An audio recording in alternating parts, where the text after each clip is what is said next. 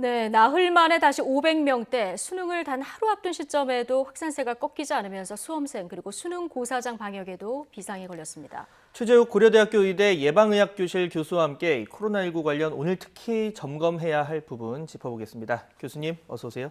안녕하세요. 예, 교수님 지금 자가격리만 해도 역대 최고치인 7만 명을 돌파한 이런 상황이라고 하고요. 이번 주말까지가 확산과 진정을 판가름할 중대한 기로다. 방역당국 이렇게 보고 있는데요. 오늘 다시 500명대로 올랐었습니다. 자, 상황을 어떻게 보고 계십니까? 네, 지금 말씀하신 대로 이번 주말이 이제 확산과 진정이냐에 이제 고비에 있다고 볼 수 있고 그렇게 판단하는 근거로는 사회적 거리두기의 효과가 이제 이번 주 중반부터 나타날 겁니다. 본격적으로. 그래서 주말 되면 그 추세가 분명히 이제 확인할 수 있을 상황이 될 것이고요. 다만 이제 좀 걱정되는 부분은 서울, 경기 지역에서의 감염이 지난 7일간 거의 60%에 달했습니다. 그런데 지금 지난 그 일주일간 부산 지역에서의 감염자가 일주일간 229명이 나와서 지역별로 서울 지역이 아니라 경기 지역이 아니라 지역으로 확산되는 부분도 같이 나타나고 있어서 이 부분을 좀 우려하고 있고요. 예. 그러한 부분에서 물론 지방에도 사회적 거리두기를 좀 강화했기 때문에 그러한 부분들도 지금은 대처를 잘 하고 있다. 다만 그 효과는 좀 두고 보자. 그런 부분들을 판단해야 될 시점인 것 같습니다. 사실 뭐 거리두기 단계 상향 이게 이제 효과에 반영이 되기까지 시간이 좀 걸릴 텐데 그래도 이 신규 확진자가 또 늘고 위중 중증 확진자도 증가했습니다. 이건 원인 어떻게 봐야 될까요? 네, 물론 뭐 지금 말씀하신 대로 이 근본적으로는 전 세계적인 3차 대유행의 그 확산세에서 우리나라도 예외가 아니다라는 점이 네. 뭐 분명히 그 점에서 피할 수 없는 그런 원인일 것이고요. 뭐 그 부분에는 이제 계절적 영향, 뭐 다양한 원인이 있겠습니다. 그래서 그런 부분들에 대해서 어쩔 수 없이 불가피한 측면도 있습니다만 지금 이제 우리나라에서 현재 벌어지고 있는 이 상황은 지역사회에 잠재되어 있는 소위 조용한 전파 부분을 좀 미리 체크하고 이 부분을 제대로 통제하지 못한 부분이 지금 확산의 지금 원인이라고 보고 있고요. 예. 따라서 이런 사회적 거리두기만으로 이 부분을 통제하기는 좀 부족합니다. 그래서 그런 부분들도 계속 강화해 나가야 되겠습니다만 이런 지역사회에 대한 잠재된 감염을 어떻게 통제할 것인가 예. 그런 부분들은 좀 선제적인 조기 검진 시스템을 통해서 진단을 못 받고 지금 지나가고 있는 그런 부분들을 찾아내는 그런 노력들도 같이 병행되는 것이 이 부분을 좀 진정해서 더 나아가서 하강 국면까지 유도할 수 있는 그런 계기가 되지 않을까 싶어서 방역 정책 전반적인 검토가 필요합니다. 그러니까 선제적인 방식으로 방역의 방식을 조금 바꿀 필요가 있다. 이런 진단을 해주셨는데요. 지금 오늘 보니까 위중 중증 환자 4명이 추가돼서 100명을 넘긴 상황입니다. 이렇게 네네. 되면은 늘어나는 속도는 괜찮은지, 병상 부족은 어떤지 이런 걱정을 가장 먼저 할 수밖에 없거든요. 맞습니다. 우선 늘어나는 속도를 말씀드리면요. 지난 8월 달에 2차 대유행이라고 얘기하지 않습니까? 2차 대유행 시절에 8월 달에 총 확진자 수가 5,642명이었고 예. 지금 11월 전체 한 달만 놓고 7,690명에서 거의 2,000명 이상이 늘었고요. 위 사망 환자를 보시면은 지난 8월 달에 23분이 사망하셨습니다. 근데 사실 사망은 2주에서 한 달 후에 나타나기 때문에 9월 달에 사망자가 그래서 89명으로 증가했습니다. 근데 지금 11월 달 사망자만 62명입니다. 그래서 이 부분이 8월 달과 대비해도 거의 2배 반 이상, 3배가 늘었고요. 지금 12월부터 본격적으로 위중증 환자가 사망자로 가시는 거 확률이 좀 위험성이 굉장히 높아져서 이런 위중증 환자가 증가하는 걸 어떻게 통제할 것이냐 그리고 병상 부족 문제에 대해서 지금 정부가 전담병원으로 확보한 부분을 넘어서 그 더 부족해질 부분을 고려해서 의료계와 협조해서 추가적인 병상과 또 추가적인 중환자실과 생활치료센터를 추가적으로 만드는 이 부분은 굉장히 시급한 부분이고요. 이 부분에 대해서 적극적으로 전담병원 부분이요. 네네. 코로나19를 전담하는 아예 병원을 하나 어떻게 마련하자 이런 얘기도 또 많이 나오고 있는데요. 이 부분에 대한 준비는 지금 정부에서 검토를 하고 있는 겁니까? 네, 검토는 여러 차례 했고요. 다만 이 부분은 병원 전체를 감염병 전문 병원으로 만든다는 뜻이기 때문에요. 평상시에도 이 감염병 전문 병원으로서 역할을 유지할 수 있는 부분의 인프라 구축이 필요해서 좀 장기적인 이 전망과 예산과 준비를 통해서 결정될 부분이고요. 우선은 지금 있는 가능한 병상을 어떻게 당장의 3차 대유행에 대비할 것이냐는 단기적인 대책 마련이 중요하기 때문에 그 점도 지금 우선 그 점에 집중해서 판단하는 것이 좋을 것 같습니다. 그 교수님 말씀 종합하면 최근에 그러니까 최근 확진자가 늘고 있는데 이 위중 중증 환자가 또 뭐 사망에 이르는 건 뭐 20일에서 한 달 정도 걸리기 때문에 특히 12월 달에 이제 말씀대로라면 병실 부족 현상 뭐 많이 나올 수 있을 것 같은데 지금 상황에서 뭐 뚜렷한 좀 병상 확보 대책이 있을까요? 지금 부산에서는 뭐 대구로 환자까지 이송하고 있다 이런 상황이거든요. 네, 그 점 매우 좀 우려스럽기도 하고 한편으로 아쉽기도 합니다. 말씀드렸다시피 여러 차례 아마 말씀드렸습니다만 우리나라가 전 세계에서 평균 인구, 단위 인구 대비 중환자실이라든지 병원의 병상수가 가장 많은 나라에 속합니다. 즉 의료 자원이 상당히 풍부하고요.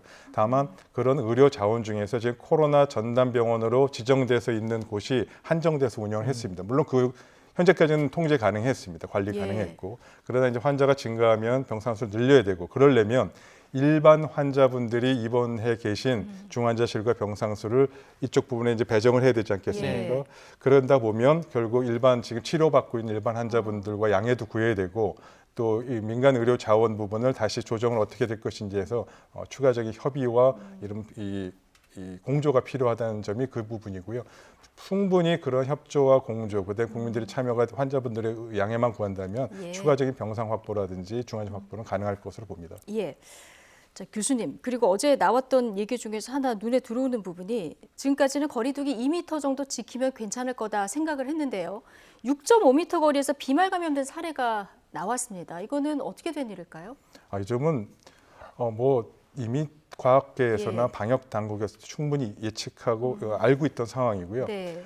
아시다시피 아마 코로나19 초기 상황에서 이 2m라는 부분을 넘어서 감염이 전파되는 부분에 대한 좀 혼선이 있었습니다. 그러나 이 부분은 정리가 됐습니다. 그래서 지난 8월, 9월 달에 세계보건기구에서도 공식적으로 비말 감염이 단순하게 접촉 감염이라는 2m 범위를 벗어나서 동일 공간이라면 확산될 수 있고 전파될 수 있다는 부분은 명백하게 환경적 위험성에 대해서 분명히 공기전파에서 인정했고요. 네네. 다만 질병관리청도 이 부분에 대해서 충분히 검토하고 보완을 하고 있는데 환경관리는 방역 전문가하고 좀 다릅니다.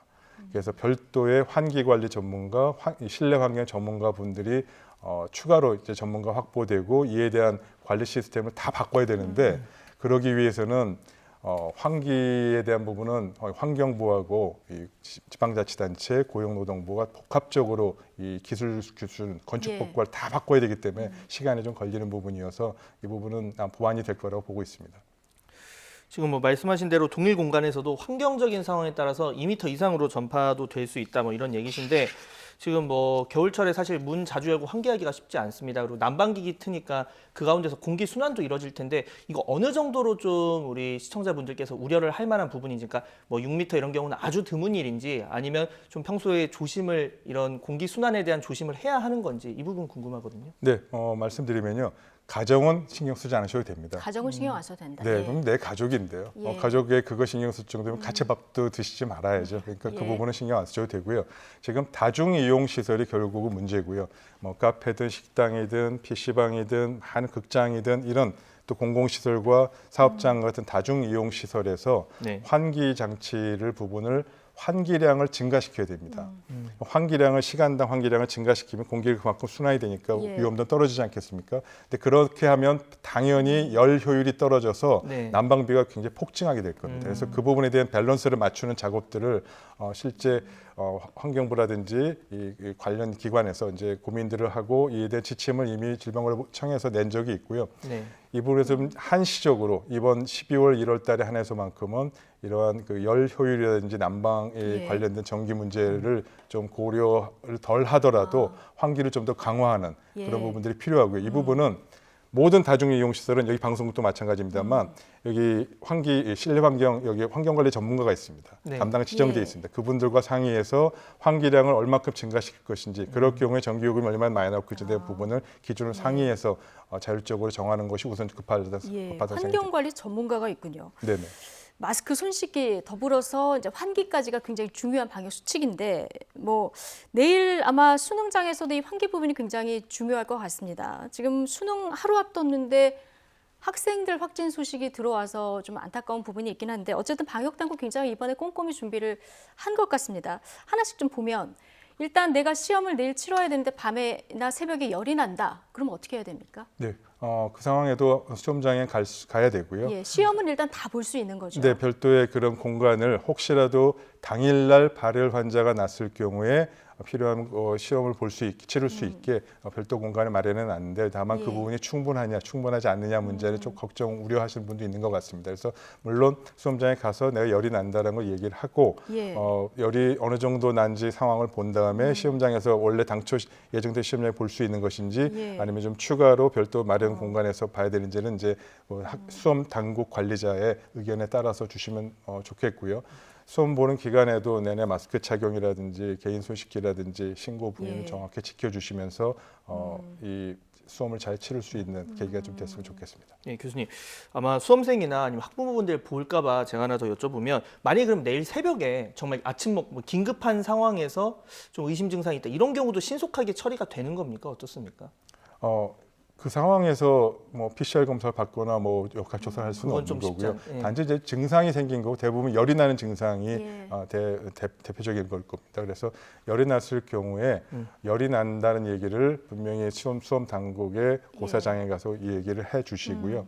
마스크 착용하고 필요하면 우선 시험을 치러야 되니까 열이 났다고 해서 바로 확진자는 아니지 않습니까? 그렇죠. 네네. 예. 그래서 그 부분에 대한 이제 조심 차원에서 이제 별도의 공간에서 그렇죠. 할 수 시험을 있는 보도록. 상황이 되고 예. 열도 37.5도가 더 이상 그 이상 네. 올라가지 않으면 아직은 격리를 하거나 검사 대상이 아니기 때문에 해당되는 시험장에서 예. 원래 당초 시험장에 볼 수도 있습니다. 그러니까 어쨌- 별도의 예. 공간에서 시험을 볼 수 있으니까 학생들이 뭐 열이 좀 난다고 혹시 격리되는 거 아니야? 시험 못 보는 거 아니야? 이런 우려를 해서 말 안 안 하셔야 하는 됩니다. 일은 없어야 하겠다. 뭐 이런 네, 맞습니다. 생각이 예. 드네요. 예. 알겠습니다. 그리고 또 하나.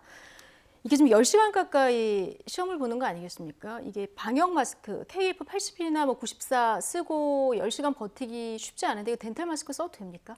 네, 이건 환자가 아니지 않습니까? 예. 네, 그리고 또 격리 대상자도 아니고 접촉 대상자도 아니기 때문에 덴탈 마스크나 KF80 마스크 이상의 마스크를 쓰면은 충분하다고 봅니다. 예. 지금 뭐 보면 일단 뭐 확진자나 자가격리자 수능은 일단 다 볼 수 있는데 이후 전형은 뭐 학교별로 뭐 교육부 당국에서 마련을 해라 뭐 이런 지침을 내리긴 했지만 학교별로 조금씩 기준이 다르거든요. 만약에 시험 끝나고 나서 혹시라도 뭐 확진이 되거나 아니면 자가격리가 될 경우 어떻게 되는 겁니까? 그럼 당연히 당국의 조치에 따라서 진행해야 되겠죠. 네네. 그래서 혹시라도 뭐 수험 끝나고 나서 필요한 증상이 생기면 필요한 신고와 조치를 당연히 해주셔야 될 것이고요. 또 그에 따라서 보호 조치라든지 이런 부분도 따를 거니까 너무 걱정 안 하셔도 될 것 같습니다. 예.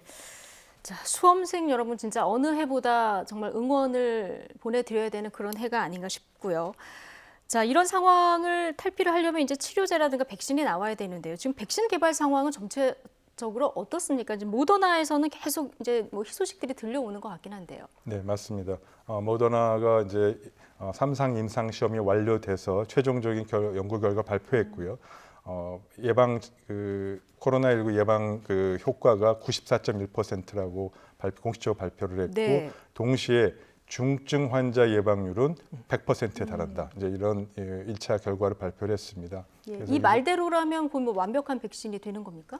거의 완벽한 백신이죠. 예. 네. 특히 중증 환자를 예방할 수 있다는 그 점에서는 더더욱 희소식이고요. 그래서 예. 이러한 3상 임상 시험 결과를 토대로 미국에서 긴급 사용 승인 신청을 했고 예.